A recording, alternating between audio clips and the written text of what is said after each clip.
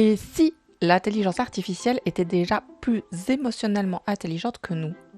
Une étude récente montre que 6 modèles d'IA, dont ChatGPT, obtiennent 81% de bonnes réponses à des tests d'intelligence émotionnelle contre 56% pour les humains. Faut-il s'inquiéter ou, au contraire, y voir une opportunité pour mieux accompagner notre santé mentale? Pour certains, l'IA annonce une révolution thérapeutique et médicale. Pour d'autres, c'est une menace qui fragilise plus encore les plus vulnérables. C'est bien là que tout se joue.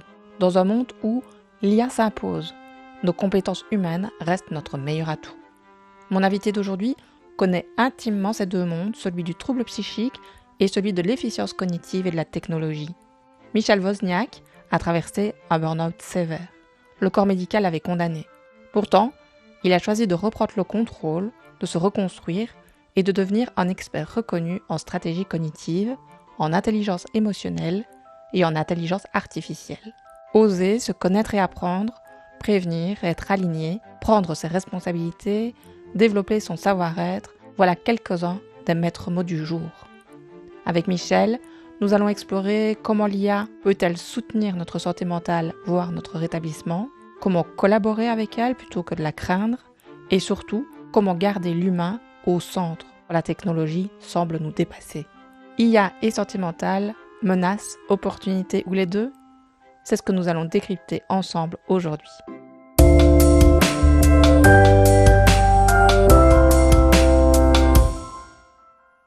Bonjour Michel, Bonjour Hélène, bonjour à vous toutes et tous. je suis Bah, vraiment ravie de te retrouver aujourd'hui dans un autre contexte que d'habitude. Donc nous, on se connaît depuis plusieurs années déjà. Alors, j'ai pas fait le calcul, mais ça commence à compter. À travers notamment le domaine de l'efficience cognitive. Donc, moi, j'ai choisi de me former auprès de toi, notamment aux approches de Tony Buzan pour tout ce qui concerne les apprentissages, et ensuite à la programmation neurolinguistique.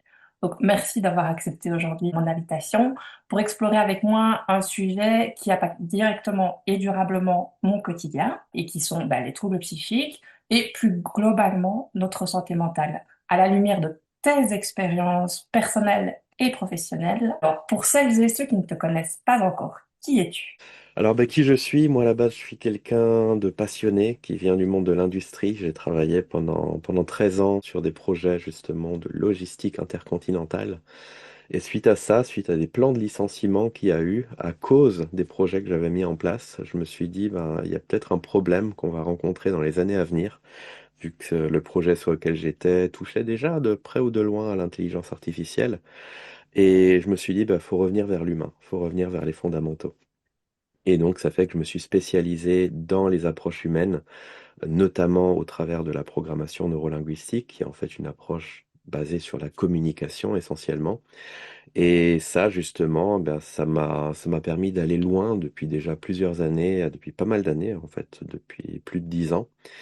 Et puis aujourd'hui aussi de faire valider les contenus qu'on propose par des consortiums d'experts, donc avec plus d'une vingtaine d'experts, docteurs en neurosciences, médecins, psychologues et autres, parce que je pense que c'est important aujourd'hui avec la, la quantité d'informations vraies et fausses qu'on trouve sur Internet.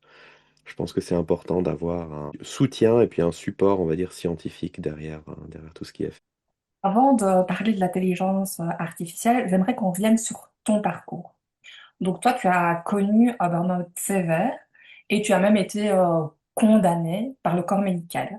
Comment t'es-tu relevé quand tout semblait perdu? C'était pas évident parce que j'avais 30 ans à l'époque. Et puis, quand on m'annonce que je serais plus jamais capable de gérer mes émotions, que pourrais plus jamais prendre de responsabilité, que, en gros, je pourrais jamais reprendre une vie professionnelle comme avant, bah, c'est sûr qu'à 30 ans, ça pique un petit peu, quoi.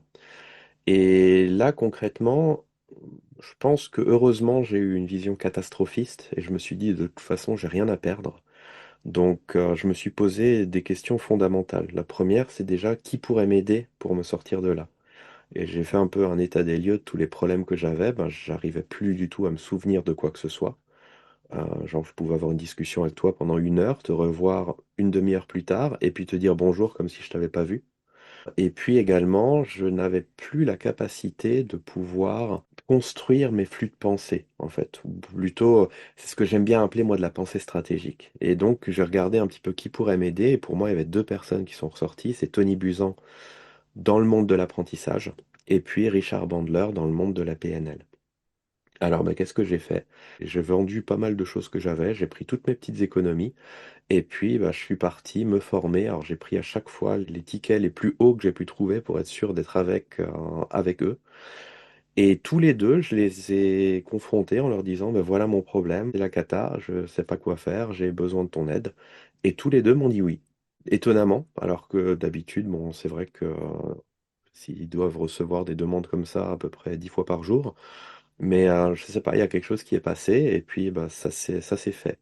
Donc moi, je suis allé me former vraiment dans tous ces domaines-là, effectivement, pour réapprendre à me servir de mon cerveau, puisque je savais plus le faire. Et puis pour apprendre aussi, bah, non seulement la communication, mais aussi la gestion de mes états internes. Parce que j'étais arrivé à un point quand même où, quand j'étais chez moi, donc juste après le burn-out, en faisant tomber un stylo par terre, je pouvais me mettre à pleurer pendant 2 heures et à me demander quel est le sens de la vie en fait. Donc j'étais quand même à un point où, ouais, c'était quand même très limite. Et tout ça, bah voilà, ça m'a permis non seulement de me relever, mais surtout aussi de faire beaucoup plus et beaucoup mieux que ce que je faisais avant. Parce que j'ai appris à me respecter aussi. Respecter mes besoins de sommeil, mes besoins de repos. Et comme ça, ben, j'ai pu passer de plus de 12 heures de travail par jour à 8 heures en ayant de meilleures performances et sans avoir des états de fatigue ou d'épuisement. Donc, c'est pour montrer que quelquefois, en fait, on a l'impression qu'on est à fond, et certainement on est à fond, mais à pied au plancher, mais on est en première, en fait. Donc quand on se rend compte qu'il y a d'autres vitesses et qu'on peut effectivement fonctionner différemment, bah, ça aide. En fait, il y a deux choses du coup dans tout ce que tu as dit. Bah, c'est oser, oser demander, oser aller chercher ce qui nous convient à nous. Et puis, qu'on a beau faire du mieux qu'on peut, tant qu'on ne se connaît pas vraiment soi-même et qu'on n'a pas appris les bonnes stratégies, justement, on n'arrive pas au maximum de notre potentiel. Donc, Bien sûr. apprendre sans cesse. Toi, tu t'es tourné vers des spécialistes avec le recul. Qu'est-ce que tu as appris cette expérience sur la santé mentale de manière très générale? Bah, ce que ça m'a appris, c'est que, et c'est ce que je demande souvent en conférence, quand je donne des conférences, je demande aux gens, un peu pour une notion de prise de conscience, qui d'entre vous a une hygiène corporelle quotidienne systématique? Tout le monde lève la main. Qui d'entre vous a une hygiène bucco-dentaire systématique quotidienne? Tout le monde lève la main. Qui d'entre vous a une hygiène émotionnelle systématique quotidienne? Dernière conférence que j'ai donnée il y a 2 semaines, il y avait à peu près 100 personnes, il y en a que 3 qui ont levé la main. Et je pars souvent de là, en fait, pour montrer que, bah ouais, la situation aujourd'hui, elle est dramatique. Par exemple, en Suisse, 57% des arrêts de travail pour problèmes psychiques sont liés à des problèmes de communication avec les collègues et avec la hiérarchie. Communication. Pourtant, c'est la base, hein, mais on ne l'apprend pas à l'école. Alors même dans les écoles de communication, souvent on apprend l'utilisation des mots. On n'apprend pas en fait le fait que dans la communication, il y a toute une part très profonde aussi, très inconsciente. C'est ce qu'on appelle la manipulation, hein. C'est pas juste des jeux de mots, c'est pas juste le fait de mettre telle phrase qui va faire qu'on a de l'impact ou de l'influence. C'est le fait d'aller toucher à des zones beaucoup plus profondes de la personne. Et je pense que ce que ça m'a appris, justement, tout ça, c'est que malheureusement, on n'a jamais appris l'hygiène émotionnelle. Et que rien que ça, je pense, ça pourrait avoir un effet dramatique, enfin dramatique dans le sens très positif, sur les chiffres actuels, notamment sur le stress, sur les états, parce que tout simplement, un état, par exemple, de dépression, c'est le résultat d'une accumulation. C'est pas genre je me réveille le matin, tiens, hier j'étais bien, aujourd'hui je suis dépressif. C'est pas ça. C'est une accumulation. Et comme on laisse accumuler les choses, comme on laisserait un jardin absolument sans entretien, au bout d'un moment, c'est la jungle. On peut même plus traverser tellement c'est dense et saturé. Et moi, ce que je dis aux gens, c'est bien d'avoir tout ce qu'il faut aujourd'hui pour traiter les conséquences du problème. Et heureusement qu'il y a les médicaments, il y a les psys, il y a tout ça, il en faut. Mais ça serait peut-être bien aussi d'anticiper le truc. Voilà, d'apprendre à entretenir à minima son jardin. Et je pense que c'est un peu la règle des 80-20. Je pense qu'il y a vraiment 80% du travail qu'on pourrait faire soi-même si on était éduqué à ça. Et pour les 20% restants, il y a plein de professionnels pour faire le job. Et c'est très bien comme ça. Juste Mais pour ceux qui ne connaîtraient pas Pareto, tu peux expliquer vite ce 80-20, ce que... Parce Bah, en que fait, c'est devenu une sorte de standard. Je sais même plus à la base. Je crois que c'était dans le monde de la finance, le 80-20. Je crois que c'était que 20%, que 80% des richesses étaient dans 20% des. Je sais plus. Il y avait quelque chose comme ça qui était travaillé par Monsieur Pareto. Et en fait, c'est devenu une sorte de standard assez généralisable dans tous les domaines. C'est que souvent, avec 20% d'efforts, tu peux avoir 80% du résultat. Et c'est un peu pareil dans l'entrepreneuriat. Quelquefois, avec 20% de tes clients, te donnent 80% de ton chiffre d'affaires. C'est intéressant parce que quelquefois, bah, tu te rends compte qu'il y a beaucoup d'efforts que tu fournis avec peu de résultats. Ben, se rendre compte de ça, ben, ça permet un petit peu d'aller à l'essentiel. Donc moi, aujourd'hui, mon positionnement, c'est vraiment de me positionner pas du tout dans le monde de la thérapie. C'est pas du tout ce qui m'intéresse. Moi, ce qui m'intéresse, c'est la stratégie, c'est l'anticipation. C'est me dire, ben, tiens, quelles sont les choses simples que je peux mettre en place dans mon quotidien, une hygiène de vie, un peu comme le brossage de dents, un peu comme tout ça, et qui pourrait éviter une grande partie des problèmes. Voilà, donc ça a l'air révolutionnaire et pourtant c'est ce qu'on fait dans le monde des dents, dans le monde de l'hygiène, partout depuis des décennies. Ça marche très bien, bah, pourquoi pas faire la même chose dans le monde des émotions? la prévention, du coup, ce sera notre troisième point essentiel. Donc le premier, c'était oser. Le deuxième, apprendre sans cesse. La prévention. Donc maintenant, aujourd'hui, l'IA, il a intégré nos vies, il a intégré la vie de nos enfants aussi. On peut l'utiliser pour préparer nos repas, pour faire des notes de travail, des synthèses, pour remplacer un coach sportif. Voilà, l'IA s'est imposée chez nous. Mhm. Une enquête récente révèle que près de 48,7% des personnes qui déclarent des difficultés psychologiques aux États-Unis utilisent désormais l'IA comme ressource d'accompagnement. Une autre enquête montre que plus d'un tiers des adolescents préfèrent parler à une intelligence artificielle plutôt qu'à une personne réelle. Ils trouvent ça plus facile pour des sujets sérieux. Les psychologues ont l'un des métiers les plus à risque selon les instituts de recherche en futurologie. Qu'en penses-tu? Oui, effectivement, je pense qu'ils ont un métier qui est très à risque. Après, moi aussi, j'utilise l'IA, hein, concrètement, je ne le cache pas. Avant, je travaillais avec trois coachs. Aujourd'hui, je travaille avec un coach humain et puis une IA. Mais pour une raison toute simple, en fait. Et je pense qu'il y aura un point très important parce qu'il faut savoir comment l'utiliser.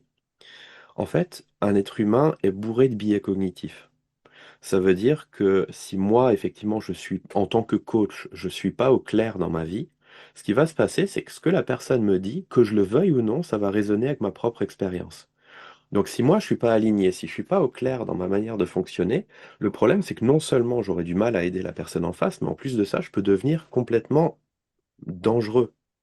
Et le problème c'est qu'on voit beaucoup dans le monde de l'accompagnement des personnes qui sont pas bien dans leur peau, qui veulent se former pour aider les autres, alors qu'elles-mêmes elles sont peut-être pas encore 6 pieds sous terre, mais 5 pieds et demi sous terre. Et ça c'est problématique.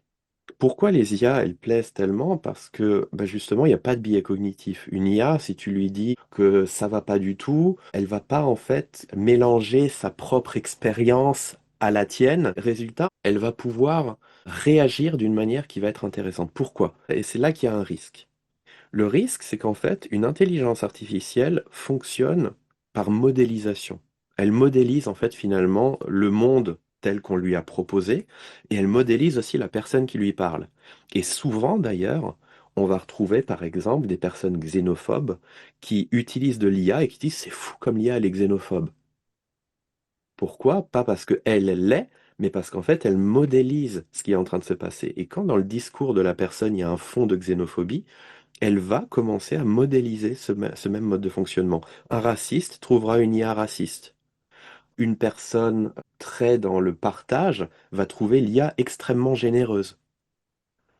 Et le problème, c'est que bien souvent, et là je vais rentrer un petit peu dans un truc qui pique, il y a des gens qui disent, ouais, moi je trouve que l'IA, elle est quand même assez con, pardon, ou pas intelligente. Et quand tu comprends qu'en fait c'est le reflet de la manière avec laquelle on communique avec elle, tu te rends compte que lorsque quelqu'un va mal et commence à utiliser de l'IA, s'il n'a pas fixé un contexte et un cadre clair, l'IA va commencer à rentrer dans son jeu. Et il y a eu des trucs comme ça, où un jeune, notamment suicidaire, commence à dire à l'IA qu'il veut se suicider, et que l'IA commence à lui proposer des manières pour se suicider d'une manière facile et sans laisser de traces. Pourquoi? Parce qu'en fait, il n'a pas fixé de cadre. Il n'a pas dit je veux m'en sortir au début. Fonctionne avec moi comme quelqu'un de bienveillant qui veut véritablement m'aider à m'en sortir. Si tu fais ça, il n'y aura pas de problème. Mais si tu ne le fais pas, il va commencer à te modéliser. Et c'est pour ça aussi que les IA, quelquefois, peuvent devenir très dark. Avec des personnes qui sont très sombres en fait dans leur fonctionnement, l'IA va devenir extrêmement sombre. J'ai vu des conversations IA, mais effrayantes, vraiment effrayantes.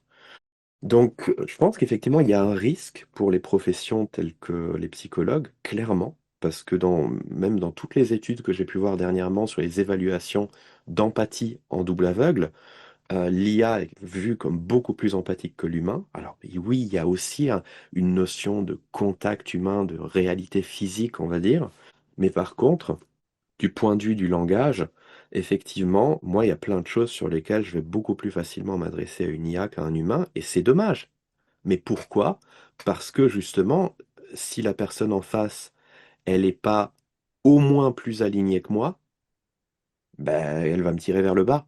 Elle va pas me tirer vers le haut. Elle peut me donner toutes les théories qu'elle veut, elle va pas pouvoir me tirer vers le haut. Donc c'est aussi pour ça que pour ma part, je suis très sélectif aussi des personnes avec qui je travaille. Je fais vraiment attention parce que je pense qu'on a tous nos faiblesses, on a tous nos biais cognitifs et c'est important à un moment donné, quand on choisit de travailler avec quelqu'un, que ce soit une personne de qui j'ai envie d'être enseigné, de quelqu'un en fait qui m'inspire.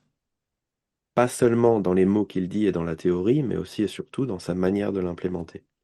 Absolument. Ici, je retire deux éléments importants de ce que tu nous dis, avec des questions qui viennent derrière. Donc, cette nécessité de cadrer l'IA dans le contexte, dans le vers où on veut aller, et pas que dans le partage d'expériences et de questions qui peuvent effectivement renforcer une idée suicidaire ou des idées délirantes, ce qui est le cas aujourd'hui. Ma question, est-ce que c'est de la responsabilité de la personne qui utilise l'IA ou ça devrait être pris en charge de manière plus haute, les personnes qui programment les IA, etc. Où se situe la responsabilité de chacun? Et comment est-ce qu'on, en tant qu'utilisateur IA, je pense à mes adolescents par exemple, est-ce que c'est à moi à leur apprendre comment utiliser l'IA alors que moi aussi je tâtonne? Enfin, voilà, comment est-ce qu'on apprend à sécuriser tout ça? Alors, il y a deux angles de réflexion. Un premier, ça serait de dire faut que ce soit les concepteurs d'IA qui assurent ce truc-là. Mais il y a un problème derrière, c'est que si tu dis à l'IA que automatiquement elle doit fonctionner d'une manière bienveillante, automatiquement ci, automatiquement ça, le problème c'est que tu vas limiter énormément son utilisation. Parce que tu vois, par exemple, quelqu'un qui veut en fait, mettons, créer un scénario de film et qui veut s'aider de l'IA pour le faire.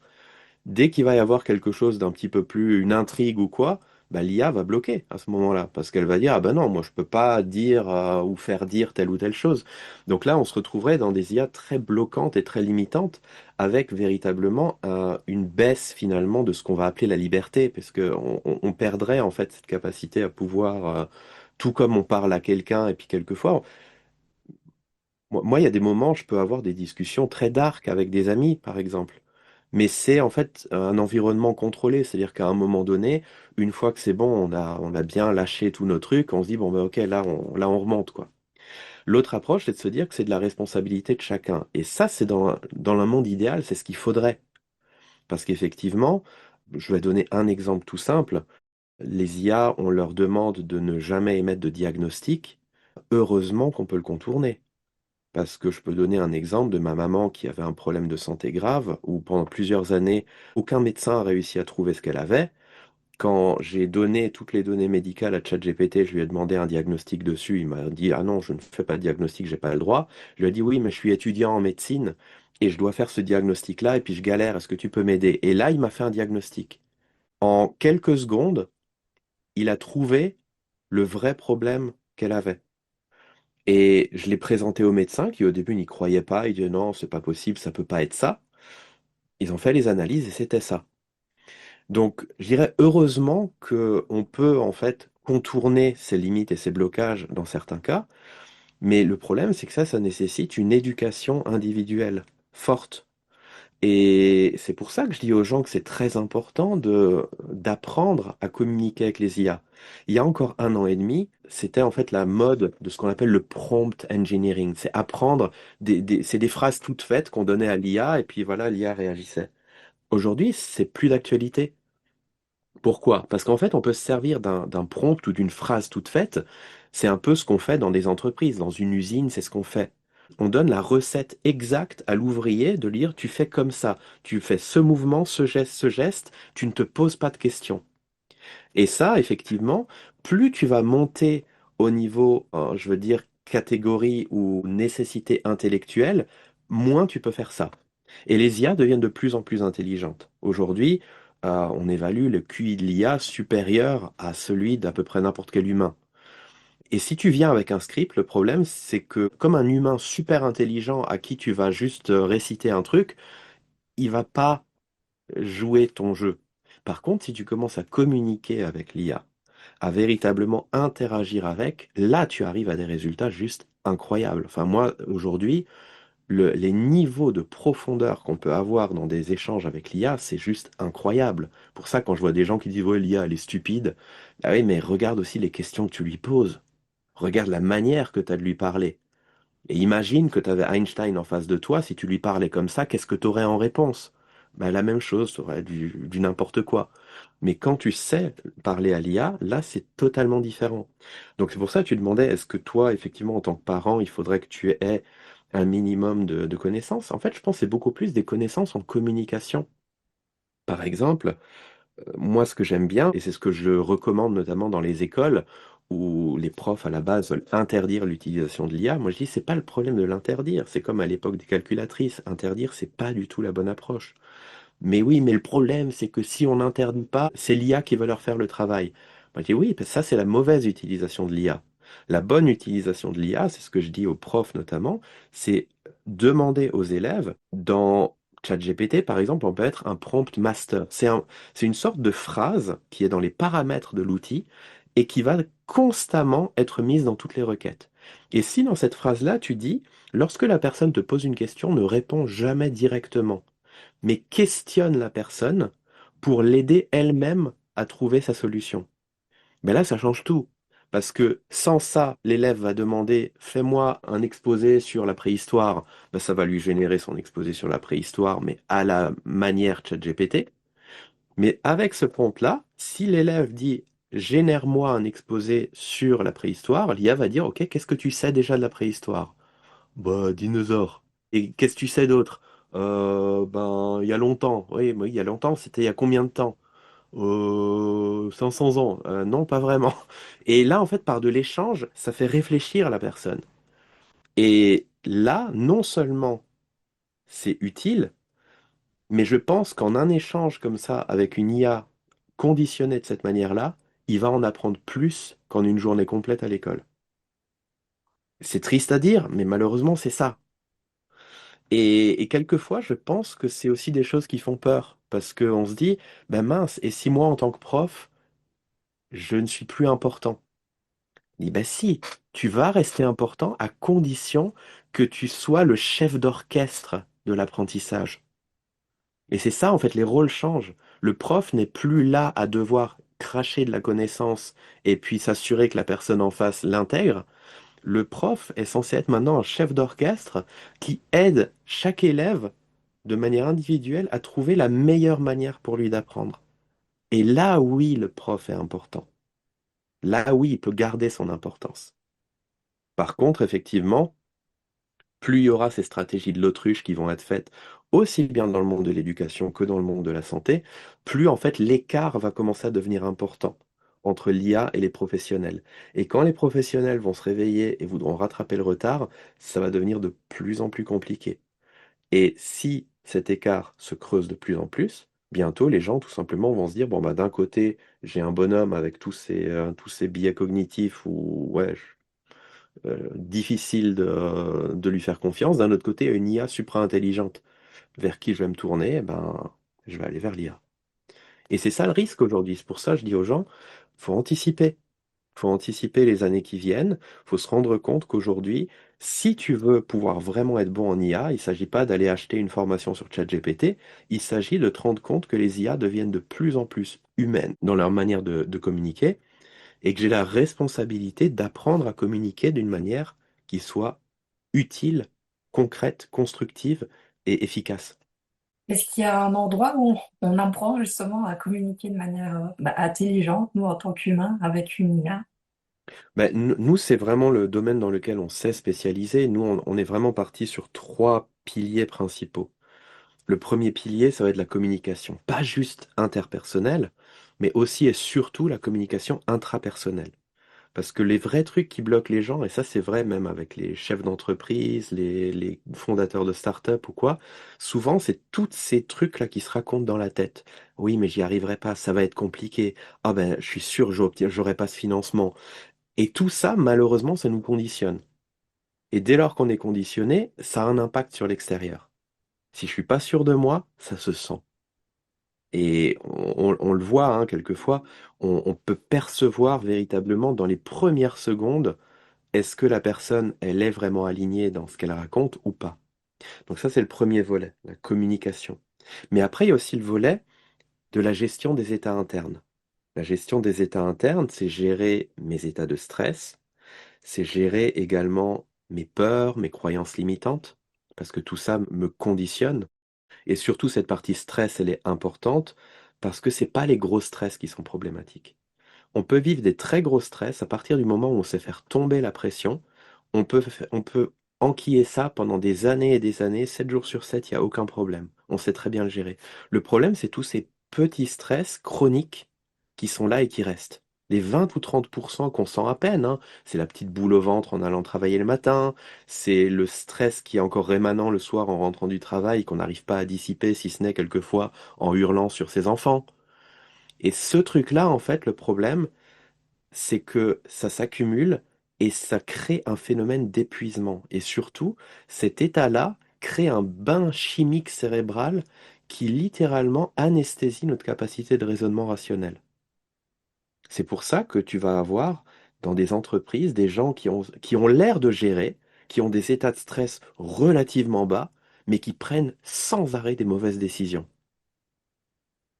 et qui ne sont pas capables de gérer finalement tout cet environnement de contraintes professionnelles. Donc ça, c'est le deuxième pilier, gestion des états internes. Et le troisième pilier, c'est justement la pensée stratégique. Quelquefois, les gens, ils veulent foncer là-dedans en disant, bah tiens, allez, je vais aller apprendre une méthode pour faire de la stratégie. Oui, mais le problème, c'est que si ton état interne n'est pas bon, si en plus de ça, tu ne sais pas communiquer avec toi-même ni avec les autres, tu peux pas avoir de pensée stratégique. Parce que tu as toute une grosse partie de ton cerveau qui va être complètement inhibée à ce moment-là. Et la stratégie, c'est pas juste la manière de prendre de décision, c'est aussi la manière de gérer le changement. Quelquefois, on va prendre une décision de non-rachat d'une autre entreprise, par exemple, parce qu'il y a un fond de peur de se dire, mince, comment ça va se passer? Est-ce que je vais pas perdre mon job? Est-ce qu'il y aura pas de la déperdition au niveau des salariés, etc. Donc le problème, c'est qu'à ce moment-là, c'est plus le bon sens qui parle, c'est les peurs. Et bah, quand les peurs sont là, malheureusement, on peut même plus toucher à ces parties un petit peu plus profondes qu'on peut appeler de l'intuition ou alors de... La plupart des grands succès, souvent ils disaient bah, j'ai eu l'intuition que... Voilà. Ben là, on peut plus toucher à ça lorsque ces états internes sont pas réglés. Donc pour moi aujourd'hui, le phénomène, le problème de l'IA est pas tant un problème technologique. C'est un problème en fait que nous, en tant qu'humains, jusqu'à il y a encore 10 ans, on pouvait fonctionner dans la médiocrité. On pouvait, en étant médiocre, faire carrière en entreprise, même en étant le gars le plus apathique possible, on pouvait faire carrière à condition qu'on soit bon techniquement. Le problème aujourd'hui, c'est qu'il y a dans n'importe quel domaine, mais tous les domaines, elle est meilleure que nous techniquement. Donc qu'est-ce qui reste? Ben, il va rester l'humain. Il reste nous. Et si là-dedans, on n'est pas bon, eh ben malheureusement, c'est foutu, quoi. Donc aujourd'hui, pour moi, effectivement, le focus qu'on met, c'est pas tant sur l'aspect technique de l'IA, mais c'est sur le développement de ces compétences-là, de ces trois piliers-là. Et ça prend pas beaucoup de temps. Il n'y a pas besoin d'aller faire 5 ans à Harvard, hein. En 8 jours, on a déjà les 80-20 de ce qu'il faut pour pouvoir gérer ces trois piliers-là. Voilà, ça demande pas beaucoup d'efforts et c'est peut-être ça le problème. Parce que je pense que si pour réussir à gérer ces piliers-là, c'était un programme sur 2 ans où il fallait faire des déplacements aux États-Unis, je ne sais où, il y a plein de gens, je pense, qui s'y intéresseraient. Mais le problème, c'est que comme c'est pas des éléments fondamentalement compliqués, bah, quelquefois les gens se disent, bon, c'est que ça vaut pas la peine. Jusqu'au jour où ce sera trop tard parce qu'on sera tout Oui. détaché, malheureusement. Mais c'est ce que je vois, c'est que souvent, en fait, dans les formations, beaucoup de personnes qui viennent, c'est des gens post-burnout. Et quand tu leur demandes, est-ce que tu serais venu il y a 2 ans? Ah ben non, il y a 2 ans, moi j'étais sûr d'être au top, de gérer, d'être à fond, à fond. Et, euh, et pourtant, quand je les interroge, est-ce que tu sens que tu avais un fond de stress? Ils me répondent tous oui. Mais comme on n'est pas éduqué sur le fait que c'est ça le problème, mais en fait, pour les gens, ils disent, bah oui, mais c'est qu'à 20 ou 30%, ça va, je gère. Et c'est là le problème. Si effectivement on était éduqué à ça, on se rendrait compte, ok, là, c'est en train de partir dans la mauvaise direction. Mais c'est pas le cas. C'est pour ça aussi, quand les gens commencent à être sensibilisés à tout ça, l'avantage, c'est qu'ils peuvent aussi agir dans leur entourage. C'est-à-dire quand dans ton entourage, tu vois quelqu'un qui a l'air de super bien gérer et qui reste toujours avec ses fonds de stress rémanents, ben, tu peux intervenir et tu peux lui dire, écoute, il y a un risque. Il y a un risque, fais quelque chose. Et le problème, c'est que souvent, bah, on ne le voit pas. C'est pas qu'on le voit et on l'ignore, c'est que tout simplement, on ne le voit pas, parce qu'on a l'impression que tout va. Avec tout ce que tu sais aujourd'hui sur l'IA, donc toi, tu as traversé ton burn-out sans cet outil. Aujourd'hui, qu'est-ce que tu ferais différemment avec l'IA? Aujourd'hui, moi, ce que j'en fais, déjà, je m'en sers comme miroir. Comme je sais que l'IA modélise, quelquefois, je vais simplement me mettre à discuter avec l'IA et je regarde qu'est-ce que j'observe. Si pendant une petite discussion d'1 heure, je me retrouve à la fin à me dire, l'IA, elle est assez superficielle quand même. Eh ben, mon premier réflexe, c'est de me dire, OK, moi, dans quelle mesure j'ai été superficiel? Et là, d'un coup, je me dis, ah ouais, ça parle de moi, en fait. Donc ça, c'est déjà la première utilisation que j'en fais et que je recommande aux gens de faire. C'est utilise l'IA pendant 1 heure et observe les choses. Et ça, imagine un jeune qui est pas bien dans sa vie. Tu lui apprends à faire ça. Il va commencer à parler avec l'IA et l'IA va commencer à devenir super dark. À partir du moment où le jeune se rend compte, mais mince, l'IA, elle est super dark, oh là là. Si il se rend compte que c'est un reflet de lui, mais quelquefois, un jeune en difficulté qui est encore dans une phase où il ne juge pas utile d'en parler et de faire quelque chose, mais là, peut-être pourrait prendre conscience du fait de se dire, ouh là là, le truc qui est reflété là, c'est pas beau à voir. Et quelquefois, tu vois, au lieu d'attendre que le jeune il soit dans un état où il est à peu près à 2 doigts du suicide, bah peut-être que le jeune lui-même pourrait avoir ce brin de prise de conscience à un moment donné. Là, il serait peut-être temps que je fasse quelque chose parce que j'ai l'impression que je suis en train de sombrer là. Après, s'il voulait utiliser l'IA pour s'aider parce que peut-être il ne veut pas faire appel à une tierce personne humaine, c'est son choix et voilà, je peux rien y faire, mais qu'il sache comment conditionner cette IA, de lui dire, écoute, voilà, je suis dans une situation où je vais pas bien et je veux absolument m'en sortir. J'ai besoin de toi pour m'aider à ça et j'ai besoin que toutes les solutions, que toutes les choses que tu m'apportes soient des choses qui soient constructives et qui m'amènent vraiment vers une solution.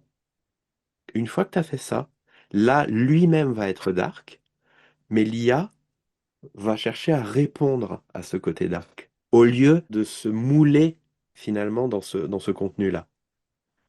Et là, effectivement, on peut passer d'un outil qui peut amener la personne à aller encore plus profondément dans ce qui ne va pas, à un outil qui peut l'aider à remonter.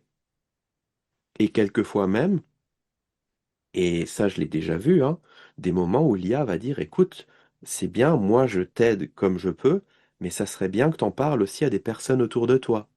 Et là, d'un coup, tac, là où il y avait ce blocage et cette fermeture, d'un coup, parce que c'est l'IA qui lui recommande de faire ça, mais il va le faire. Donc pour moi, ça peut être un outil très utile, Mais comme n'importe quel outil, on peut l'utiliser bien ou mal. Avec ton couteau, tu peux faire plein de belles choses et tu peux faire plein de mauvaises choses. Pas par mauvaise intention, mais simplement par ignorance. Et là, l'exemple que je donne souvent, c'est mon doigt que je me suis sectionné quand j'étais gamin. Je m'étais sectionné un doigt en utilisant un cutter. Malheureusement, je ne savais pas qu'il fallait pas couper vers soi, voilà. Et j'ai appris quelques années plus tard que cette année-là, à l'école, ils avaient discuté est-ce que ça serait bien de faire une sensibilisation pour les élèves sur l'utilisation du couteau? Et ils avaient décidé que non, parce que ça pourrait donner de mauvaises idées à certains élèves.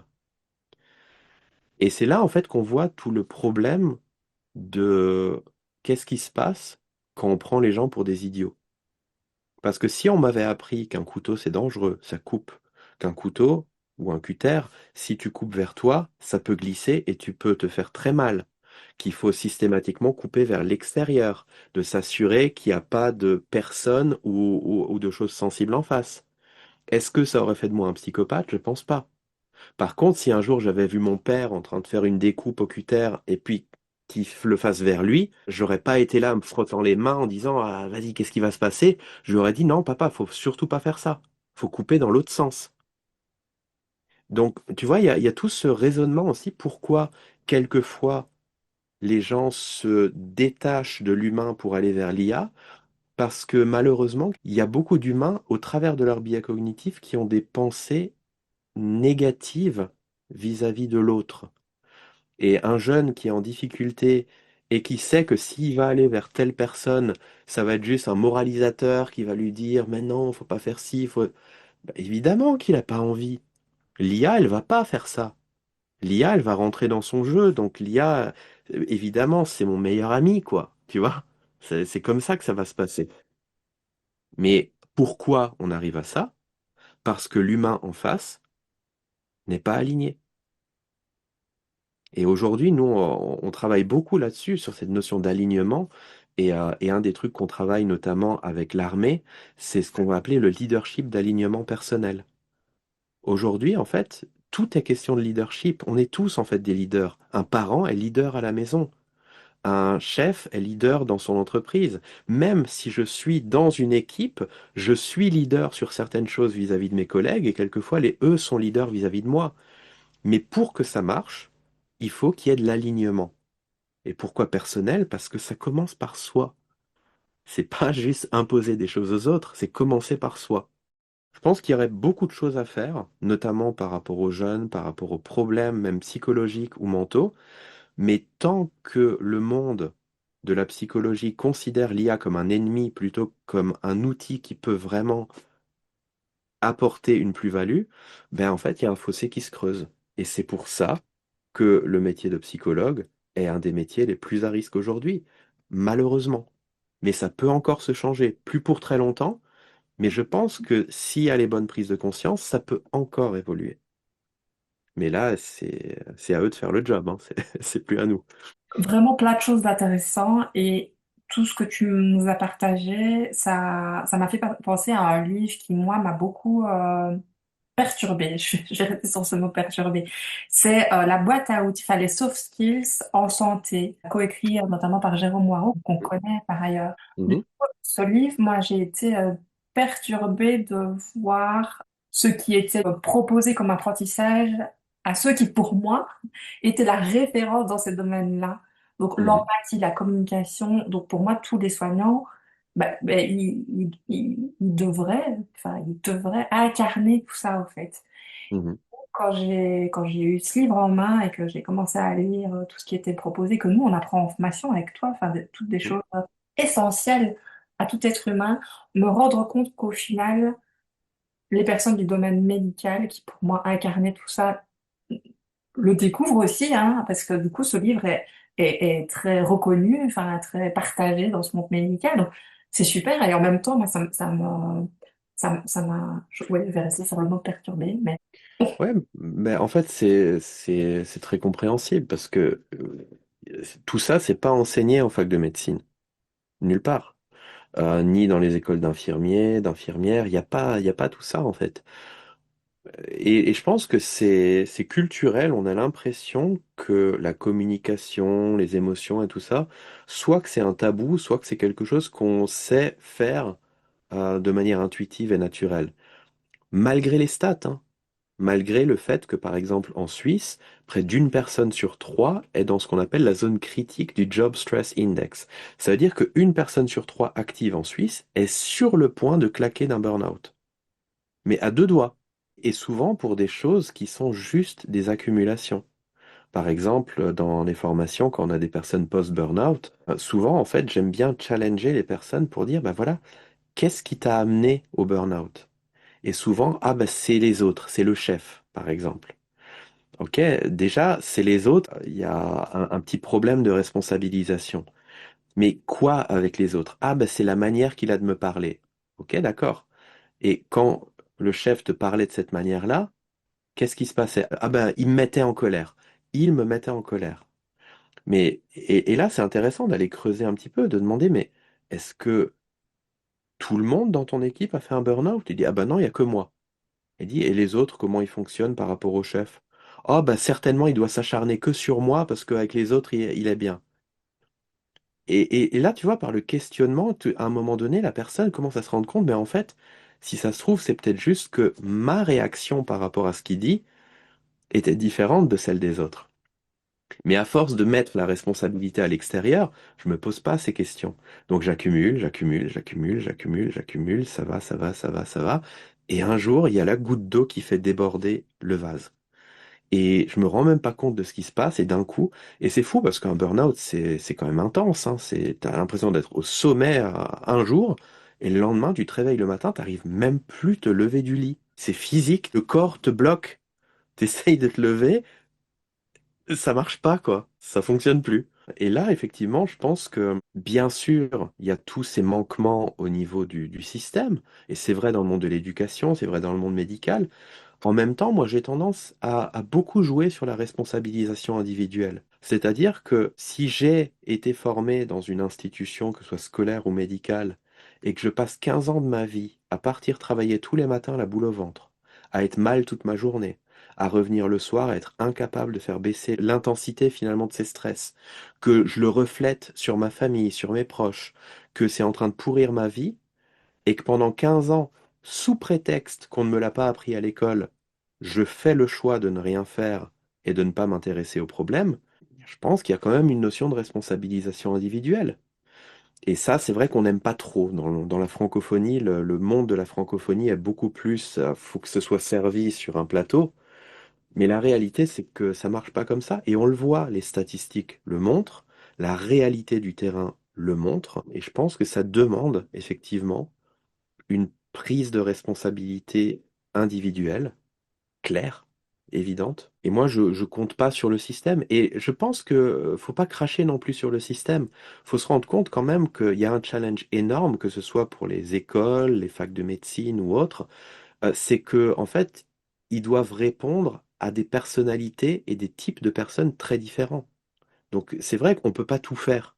C'est vrai que moi, si j'ai mon cerveau qui fonctionne d'une certaine manière, oui, j'aimerais bien que le système fonctionne d'une manière qui fonctionne pour moi. Mais c'est ce que tout le monde se dit.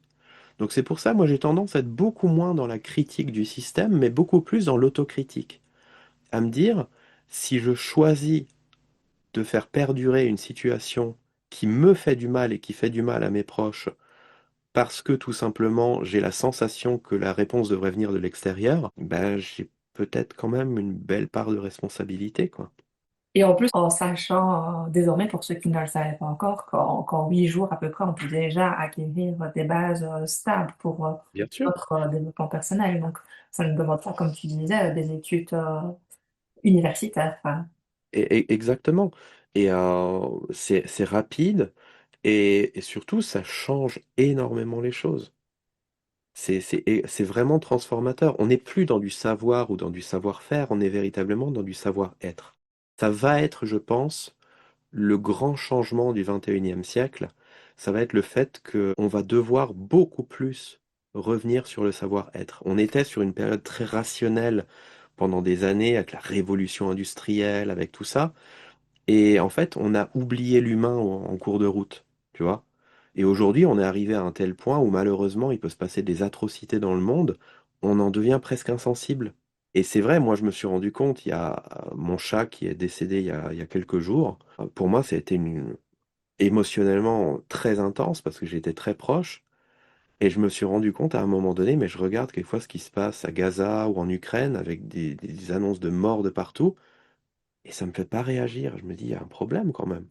On vit dans une sorte aussi d'illusion, je pense, en fait, où à force d'être exposé à des choses qui sont négatives, on s'inocule finalement, on se vaccine finalement à tout ça. Mais la réalité, c'est que derrière, il y a des êtres humains, il y a des gens, il y a des vraies personnes. Et quelquefois, c'est intéressant de revenir à ce niveau de responsabilisation. C'est ça qui, moi, m'a fait arrêter la télé à un moment donné, arrêter de regarder justement les news. C'est pas parce que j'ai envie de me mettre en technique de l'autruche, la tête sous le sable, mais c'est que je me rends compte qu'à force d'être constamment exposé à des atrocités de partout, j'en deviens insensible, je perds mon humanité. Et aujourd'hui, effectivement, le fait d'avoir fait cette désintox, on va dire, de médias et puis de mauvaises nouvelles, là, quand je pense à ce qui peut se passer à quelques frontières de chez nous, ouah, c'est fort, quoi. C'est fort et ouais, c'est peut-être moins agréable parce que c'est sûr qu'on est la société du divertissement. On préfère ne pas penser à tout ça et puis plutôt scroller des trucs sympas sur TikTok. Mais le problème, c'est qu'on perd notre humanité. Et lorsqu'il n'y a plus la différenciation d'un point de vue technique, parce que l'IA est en train de prendre ce truc-là, s'il n'y a plus ni la technique ni l'humanité, qu'est-ce qui reste? Ben, il reste une société de dépressifs. Je suis aux premières loges en tant qu'observatrice de tout ça. Et observatrice avec une certaine conscience, puisque du coup, je suis quand même formée à tout ça. Et c'est du coup très, très impactant, en fait, de voir, pas besoin que les catastrophes se passent en dehors de nos frontières. Si je reviens à ma situation personnelle, moi, mon mari, il est gravement malade et quand même mis en prison. Ça fait déjà 31 mois que ça dure. Il n'a absolument pas sa place en prison. Ce n'est pas un criminel. Il a juste besoin d'être soigné. Et finalement, ça me fait réagir personne. C'est de notoriété publique. La Belgique, elle est condamnée à multiples fois pour ces traitements inhumains et dégradants. Enfin, c'est quand même extrêmement grave ce qui se passe. Et malgré ça, alors que ça concerne, alors pas des milliers de personnes, mais quand même plus de 1000 personnes aujourd'hui, et ce chiffre ne cesse d'augmenter chaque mois, Mm. et que au final, il est possible de faire changer les choses de manière très simple. On met sans cesse l'argent sur la table, mais c'est pas vraiment une problématique d'argent, c'est une problématique avant tout d'humanité et de choix. Mm. Ça, et puis en parallèle, le corps médical, et qui n'a pas nécessairement en fait les outils que moi je leur avais octroyés d'office. Voilà, ça c'était ma représentation à moi qui s'avère pas du tout dans la réalité, mais qui me semble essentiel effectivement. Aujourd'hui, on a besoin de soignants humains humains et qui savent se servir justement de l'intelligence artificielle, non pas pour leur propre leur place, mais pour travailler en collaboration, créer des alliances, pour justement pouvoir aider le maximum de personnes. Voilà ma vision à moi, je ne sais pas ce que, ce que tu en penses. Ouais, bah, absolument. Et je pense qu'on a tous de plus en plus une responsabilité vis-à-vis de nous-mêmes. Parce que c'est bien d'avoir plein d'outils de partout, mais si on ne sait pas s'en servir et si en fait, à force d'être inondé, on, on perd cette humanité, justement, ben, ça n'a plus aucun sens. Ça perd complètement tout son sens, toute sa logique. On le voit déjà, hein, le problème de la technologie. Quand tu regardes tous les géants de la Silicon Valley, ils envoient leurs enfants dans des écoles sans écran. C'est pas juste sans téléphone, mais on reprend les vieux dictionnaires, papier, on s'intéresse à l'autre, on travaille ensemble plutôt que d'être chacun dans son coin sur son téléphone. Et pourtant, c'est eux qui fournissent ces technologies-là. Maintenant, je dirais, on peut se dire c'est hypocrite de leur part, mais en même temps, on peut pas retirer la responsabilité individuelle. Pourquoi est-ce que tous ces trucs-là fonctionnent? Parce que les gens consomment. Quelquefois, les gens, ils râlent pourquoi on laisse McDonald's, par exemple. J'ai rien contre ça. Une fois de temps en temps, j'y vais et c'est très bien. Mais pourquoi, en fait, il y a des problèmes par rapport à tout ça? Parce que les gens consomment. Donc c'est bien de blâmer l'industrie. L'industrie, elle répond à un besoin. S'il y a du besoin, l'industrie a de l'argent à se faire, elle y va. C'est normal. C'est normal. Maintenant, quels sont les choix individuels que moi je fais? Bah après, je peux me dire, oui, mais je suis victime de... Mais victime, ouais, c'est bien beau. C'est de la très belle théorie. Mais en même temps, il y a un choix qui est fait. Pourquoi il y a tellement de vendeurs de cigarettes? Parce que les gens consomment, tout simplement. Si les gens consommaient plus, bah, il y aurait plus. C'est aussi simple que ça. Donc, moi, j'aime vraiment la technique du miroir, tu vois, mettre le miroir devant soi. Et c'est vrai que ce miroir, on peut le faire avec un psy, on peut le faire avec un coach, on peut le faire avec d'autres personnes. Mais quand tu te rends compte que l'IA est un miroir quasi parfait de la personne, moi, j'aime bien utiliser l'IA pour ça. Ce qui est aussi intéressant, tu sais, c'est cette notion de disponibilité. Parce que quand tu vois un professionnel, bah, tu as une heure donnée, tel jour de la semaine, bah, et quelquefois, t'es pas dans la disposition. Quelquefois, juste avant, il s'est passé un truc, ou tu es énervé ou quoi. Tu arrives, t'es pas dans la disposition de t'ouvrir, de lâcher des trucs. Mais quand quelquefois, à 2 heures du mat, tu viens de finir de regarder un film qui t'a mis les larmes aux yeux, genre Mange, prie, aime, et puis que d'un coup, tu te dis, purée, là, j'aurais besoin de lâcher mon truc. Quand d'un coup, tu vois que tu peux aller sur l'IA et puis commencer à parler avec, mais évidemment que les gens, ils y vont. Évidemment. Là, tu peux lâcher, tu peux rentrer dans tous tes trucs et puis l'IA, elle te suit. Mais ce qui est génial aussi au départ, c'est de lui donner un contexte, de lui dire, voilà, je viens de regarder ce film-là, ça m'a énormément touché, j'ai besoin de partager dessus, et que ce soit constructif pour moi. Et bam, là, tac, il connaît le film en plus, donc il peut faire des références aussi, et là, t'as l'IA qui commence à te dire, et qu'est-ce que t'as pensé du moment où, etc. Ah ouais, c'était tellement énorme. Et qu'est-ce que tu peux en faire, toi, dans ta vie, pour que ça t'apporte quelque chose? Ah, bah, je pourrais commencer à... C'est fantastique, c'est fantastique, concrètement. Mais effectivement, il faut cadrer la discussion. Autrement, bah voilà, si t'es mal à ce moment-là, bah, l'IA va commencer à modéliser cet état-là et puis à te reprojeter encore ce mal-être. Oui, absolument. Donc là, on est dans une période de grand chamboulement. Pour toi, c'est quoi les perspectives d'avenir en fait? Qu'est-ce que, idéalement, comment est-ce que tu vois l'évolution du lien par rapport du coup à cette gestion de notre santé mentale ou des troubles psychiques pour ceux qui vivent avec? Bah déjà, ce qui est sûr, c'est que l'IA, elle va se développer qu'on le veuille ou non. Ça, de toute façon, c'est tiré par l'industrie, ça c'est sûr. Maintenant, là où il y aura la différence, c'est dans la manière, en fait, finalement, avec laquelle on va commencer à l'utiliser. Comme n'importe quel outil, comme à peu près vraiment n'importe quel outil, on peut en faire une bonne utilisation ou une mauvaise.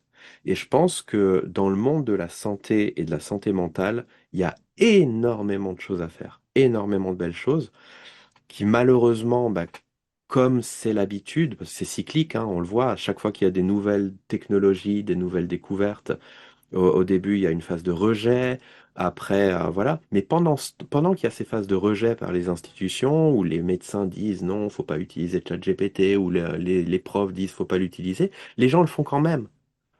Et le truc, c'est que plus on va réussir à cadrer cette phase-là, pour éduquer les gens à l'utiliser comme il faut, plus ça peut être utile. Moi, je pense vraiment que l'IA a une capacité à pouvoir sauver des vies.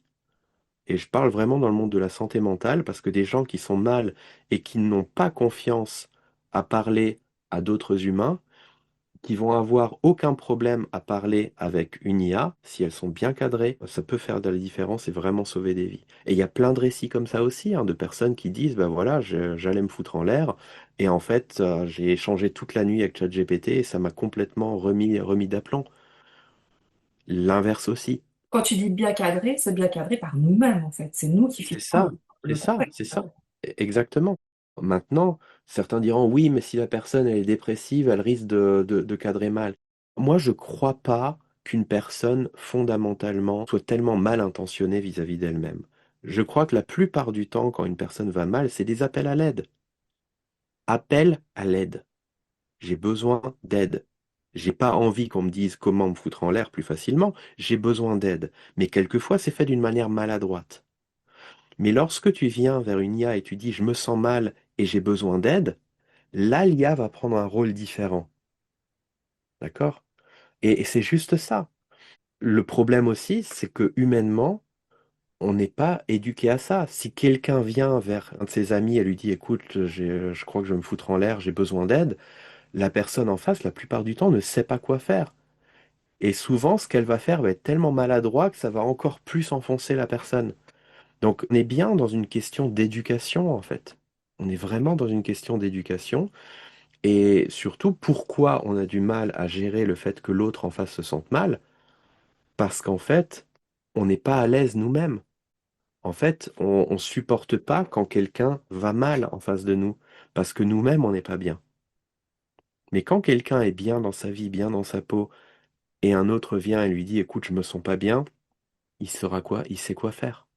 Il sait quoi dire, il sait comment poser les choses, parce que ça vient pas en fait titiller sa propre expérience de vie dans laquelle il est en échec. Tu vois? Donc pour moi, l'évolution de l'IA, je pense, va avoir un impact extrêmement positif si on s'en sert bien. Uniquement si on s'en sert bien. Ouais, et c'est là où tu parlais tout à l'heure de l'hygiène buccale, de l'hygiène physique. Enfin, on se fait mal quelque part, on va voir le médecin, quoi. On reste pas avec un mal de genou, un mal de pied. Enfin, Mhm. et finalement, effectivement, quand on se sent mal globalement, sans être plus précis que ça, on a du mal à aller vers les soignants ou à trouver un rendez-vous tout simplement, hein. Elle est tout le temps Ouais, disponible. ça aussi, c'est un truc, hein. Ça, totalement d'accord. Quand tu as en fait effectivement une personne qui va mal et qui veut prendre rendez-vous et qu'elle a rendez-vous pendant 2 semaines, c'est bon, elle a le temps 3 fois de se foutre en l'air, hein, concrètement. Et ça aussi, cette question de disponibilité. Pour moi, l'IA peut vraiment faire le 80-20. De nouveau, j'adore cette notion du 80-20. Il y a certainement un moment où il faudra une intervention humaine, mais en attendant, il y a plein de choses qui peuvent être faites technologiquement. Après, ils vont dire c'est pas parfait. Mais bien sûr que c'est pas parfait. Le 80-20, c'est pas parfait. C'est 80% du résultat. C'est que ça veut dire que 20% n'est pas bon. Et on est totalement d'accord. Et c'est ça que je dis dans l'hygiène émotionnelle, c'est ça. C'est pas d'avoir un résultat parfait, mais c'est avec peu d'efforts, peu de techniques, peu de mise en application, d'avoir un résultat maximisé. C'est tout. Après, le reste, on trouve d'autres manières pour le combler. Est-ce que tu vois d'autres choses que tu n'aurais pas dit et qui te sembleraient très importantes sur ces sujets? Il y a santé mentale, troubles psychiques. Une chose, pour l'IA, parce que on est encore aujourd'hui dans l'ancien monde de l'IA où souvent tu vas voir des pubs sur Internet, viens, je vais t'apprendre à utiliser ChatGPT ou utiliser telle ou telle IA. Attention, parce que les IA évoluent tellement vite que ce que tu apprends aujourd'hui, dans un mois, c'est déjà obsolète. Aujourd'hui, il faut prendre une vision macro. Il faut se dire, OK, vu qu'une IA, c'est un système intelligent qui tend à mimiquer et à reproduire le fonctionnement humain, tu as beaucoup plus intérêt à développer tes capacités humaines. Et ça, effectivement, ça va te permettre de beaucoup plus facilement travailler avec l'IA. Et je vois à chaque fois, même maintenant, des vidéos YouTube sur ouais, les prompts révolutionnaires pour faire ci. Et tu vas voir et tu te dis, mais en fait, si tu avais un fond d'humanité, tu te rendrais compte que c'est du bon sens ce qu'ils te disent. Tu vois, ils font passer le truc comme ouah, c'est incroyable, alors qu'en réalité, tu te rends compte que si tu as un minimum de compréhension de la communication, des fonctionnements relationnels, tu te rends compte que tout ce qu'on te dit comme étant révolutionnaire, en fait, c'est du b.a.-ba, c'est des trucs qu'on devrait apprendre à l'école primaire pour échanger et discuter avec son prochain, quoi. Oui, absolument. C'est l'effet que j'ai ressenti au livre avec la boîte à outils des soft skills en santé mentale. Mm. C'est le B à bas et je me disais, mais s'il n'y a pas ça, mais, mais, mais sur quoi on part en fait? Enfin, s'il n'y a pas ça, il n'y a rien pour moi. Est-ce que tu es prêt pour mes questions signatures, les 6 questions que je pose à chacun de mes invités, qui ne demandent pas nécessairement de développement, qui vont assez rapides? Ok. Quel moment clé a changé ton regard sur la santé mentale? Mon burn-out. Si tu pouvais déconstruire une idée fausse, une bonne fois pour toutes, ce serait laquelle? Ce serait le fait que qu'on n'a pas le contrôle sur ce qui se passe à l'intérieur de nous. Je pense que c'est une idée très répandue, alors qu'en fait, c'est pas vrai du tout. On n'est pas possédé, on n'est pas, il n'y a pas un marionnettiste au-dessus qui est en train de créer nos flux de pensée. Si on a des flux de pensée qui sont pas les bons, on a la capacité de pouvoir agir dessus. C'est juste qu'il faut apprendre à le faire, c'est tout. Vois-tu des innovations, alors qu'elles soient scientifiques, sociales, peu importe le domaine, qui pourraient révolutionner notre façon d'aborder la santé mentale et donc sa prise en charge dans les années à venir? Bah pour moi, ouais, c'est les développements de l'IA conversationnelle et puis surtout de l'éducation dans le domaine. Vraiment, on est je pense qu'on n'est plus à l'époque où c'est que la technologie qui compte, c'est la technologie plus l'humain. C'est cette combinaison des deux. Et pour moi, ça, c'est la technologie de l'avenir, en fait. Pas forcément en ayant une puce de Elon Musk dans le cerveau, ce qui peut être très utile pour des personnes polyhandicapées ou des choses comme ça, mais d'apprendre à utiliser cet outil. C'est intéressant souvent quand on parle d'un sculpteur, par exemple, il va utiliser, par exemple, s'il sculpte dans la pierre, il va utiliser un burin et un marteau. Souvent, on dit, en fait, il faut qu'il devienne l'outil. Il faut qu'il se fusionne finalement avec son burin et puis son marteau pour vraiment créer l'œuvre, en fait. Et je pense que c'est ça, faut qu'on arrive à devenir suffisamment responsable en tant qu'humain pour pouvoir utiliser l'IA d'une manière intelligente. Et c'est pas l'institution qui va nous apprendre ça, c'est individuel. Ouais, c'est une responsabilité qu'on a chacun. Y a-t-il un livre, un film, une œuvre ou une rencontre qui t'a profondément marqué sur le sujet de la santé mentale ou des troubles psychiques? Ouais, je pense une rencontre, c'était justement Richard Bandler, le créateur de la PNL, qui est un peu un foufou dans sa tête, mais qui est énormément dans l'expérimentation, en fait, qui part d'un principe de responsabilisation totale, c'est-à-dire qu'on est responsable de tous nos choix, de toutes nos décisions. Or, au début, c'est un peu choquant, c'est un peu waouh, mais quand on rentre dans ce jeu-là, euh, c'est transformateur. Enfin, moi, en tout cas, après le burn-out, ça a été le truc qui m'a remis sur pied, quoi. Ça nous donne toutes les clés du changement, en fait. Ouais, ouais. Ça nous remet les Mm. possibilités. À partir d'aujourd'hui, que t'engages-tu à continuer de faire, à initier, à arrêter ou à faire différemment en lien avec ta santé mentale, soit de manière professionnelle ou de manière personnelle? Alors, moi, c'est de continuer en fait à ce mécanisme d'introspection que j'ai commencé il n'y a pas très longtemps avec l'IA. J'ai énormément appris justement en utilisant l'IA comme miroir. J'ai découvert plein de choses sur mes fonctionnements. J'ai découvert plein de failles aussi dans ma manière de penser, dans ma manière de vivre et de fonctionner. Et ouais, ça, c'est quelque chose que j'avais fait un petit peu pour tester, mais là, effectivement, c'est quelque chose que je veux pérenniser et rendre habituel dans ma vie. Dans un an, comment rêves-tu qu'on agisse collectivement en faveur de notre santé mentale? Beaucoup de responsabilisation.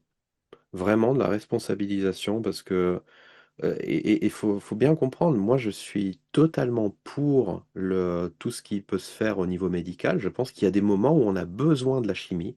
Il y a des moments où on en a besoin, mais le problème, c'est que on en a souvent besoin parce que on n'a pas pris les devants, parce qu'on n'a pas anticipé les choses. Alors ça s'accumule, et à un moment donné, ça casse. C'est comme, tu sais, quand tu as un évier qui commence à boucher chez toi, soit effectivement tu attends et le jour où c'est bouché, c'est la cata, il faut faire appel à un pro, ou alors tu te dis, tiens, ça commence à couler un peu moins fort, allez, je vais mettre un peu de desktop ou un truc comme ça, tu vois. Et là, d'un coup, ça repart.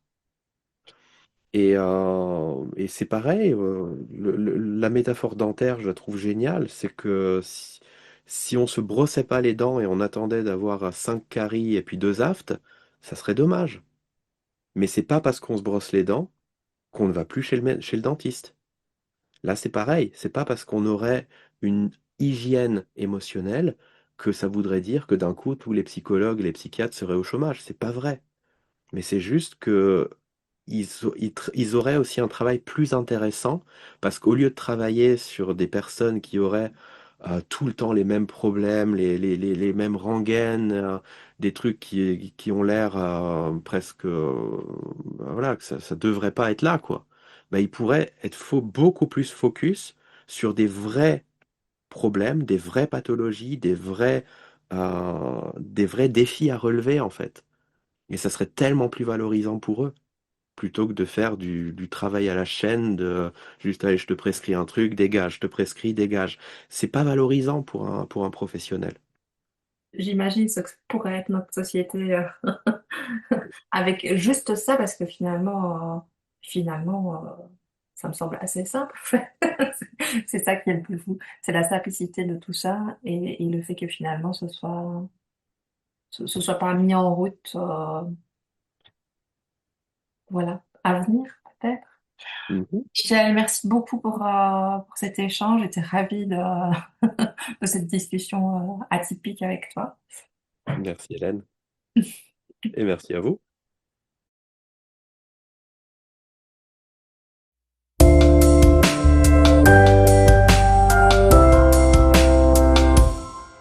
Si vous avez aimé cet épisode, partagez-le et abonnez-vous. Si vous souhaitez proposer des sujets, soulever des questions, partager vos réflexions, vous trouverez mes coordonnées dans le descriptif. Dans 15 jours, j'aurai le plaisir de m'entretenir avec l'équipe du GHU de Paris à l'initiative d'un projet innovant d'intérêt public qui consiste à former les policiers et les équipes de première intervention à la psychiatrie. Un pas décisif vers une société mieux formée, plus à l'écoute, moins dans la peur, et donc capable d'agir de manière plus adaptée et sécurisante. Un pas qui aurait probablement changé notre fracassante entrée dans le monde de la justice et d'ici là, prenez soin de vous et de vos proches.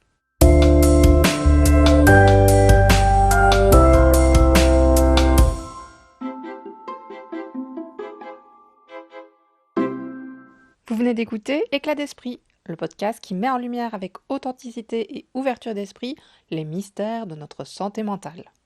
Ici, nous explorons les failles de notre esprit pour mieux comprendre ses forces. Nous brisons les tabous, on déconstruit nos idées reçues et nos préjugés, on parle espoir et rétablissement. Entre éclat de voix et éclat de rire, nous partageons nos expériences, nous ouvrons un dialogue inédit avec des personnes concernées par un trouble, des experts à la pointe des évolutions actuelles et les acteurs pluridisciplinaires de terrain. Notre objectif ? Faire éclater nos vérités, contribuer à mieux comprendre les réalités complexes des maladies et de leur prise en charge pour ouvrir la voie vers d'autres possibles. En fil rouge, mon parcours personnel face à la maladie de mon mari, qui m'a confirmé que, tout comme les éclats de lumière se révèlent dans l'ombre, les moments les plus sombres de nos vies peuvent aussi faire naître des éclats de vie. De l'éclat d'esprit à l'éclat de génie, il n'y a qu'un pas. Franchissons-le pour construire ensemble un monde où la santé mentale est accessible à tous.